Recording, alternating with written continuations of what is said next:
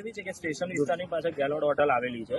ત્યાં આગળ આજે આપણે નાસ્તા કરવા માટે આવેલા હતા અને એની અંદર ફૂડની અંદર ઢોસા જેવી આઈટમ મંગાવી હતી. એની અંદર આ બનાવ બનેલ છે કે જીવડા એની અંદરથી નીકળ્યા છે. તે છતાં આપણે હોટલના મેનેજર છે એને જાણ કરી એને કોઈ કાયદેસરની કાર્યવાહી કરી નહીં.